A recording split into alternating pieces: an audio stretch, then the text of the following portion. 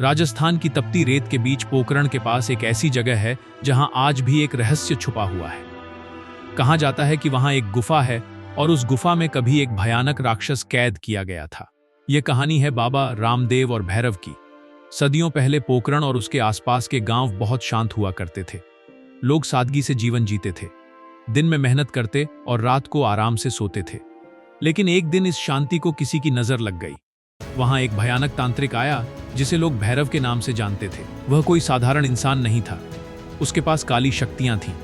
वह तंत्र मंत्र से लोगों को डराता था, साधु संतों को मार देता था और निर्दोष लोगों को अपना शिकार बनाता था। धीरे धीरे पूरा इलाका उसके आतंक से कांपने लगा।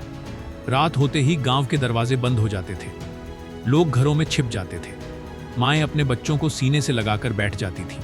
हर किसी की जुबान पर बस एक ही प्रार्थना होती थी कि कोई हमें इस डर से बचा ले। जब अत्याचार अपनी सीमा पार कर जाता है, तब कहीं न कहीं से एक शक्ति जन्म लेती है। इस बार वह शक्ति बनकर आए बाबा रामदेव। बाबा रामदेव एक महान संत थे जिनकी शक्ति और भक्ति की चर्चा दूर दूर तक थी। जब उन्हें इस राक्षस के बारे में पता चला तो उन्होंने ठान लिया कि अब यह अन्याय खत्म होगा। एक दिन बाबा रामदेव खुद उस स्थान पर पहुंचे। जैसे ही भैरव की नजर बाबा पर पड़ी, वह हंस पड़ा और बोला कि एक साधु मुझे रोकने आया है। लेकिन बाबा शांत रहे।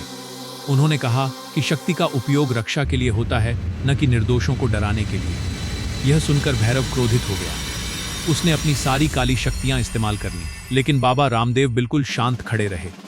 तभी उन्होंने अपनी गुड्डी उठाई और एक चमत्कार शुरू हुआ। वह गुड्डी धीरे धीरे बढ़ने लगी और लगातार बढ़ती चली गई। भैरव ने उसे रोकने की कोशिश की, लेकिन वह जितना प्रयास करता उतना ही थकता चला जाता। आखिरकार भैरव डर गया और वहां से भागने लगा। लेकिन बाबा रामदेव अपने घोड़े पर सवार होकर उसके पीछे निकल पड़े। रेगिस्तान की रेत उड़ रही थी और यह पीछा एक अंत की ओर बढ़ रहा था। भागते भागते भैरव एक गुफा में घुस गया जो कैलाश टेकरी के पास थी।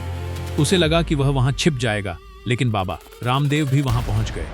अब समय था अंतिम निर्णय का। बाबा रामदेव ने अपनी दिव्य शक्ति का प्रयोग किया और उसी गुफा में भैरव को कैद कर दिया। कहा जाता है कि वहीं उसका अंत हो गया। उस दिन के बाद पोखरण और आसपास का इलाका हमेशा के लिए भयमुक्त हो गया। लोगों ने राहत की सांस ली और बाबा रामदेव की भक्ति में लीन हो गए। आज भी लोग उस गुफा के बारे में बात करते हैं और कहते हैं कि वहां एक अलग तरह की ऊर्जा महसूस होती है। ये कहानी आज भी लोगों के विश्वास में जीवित है।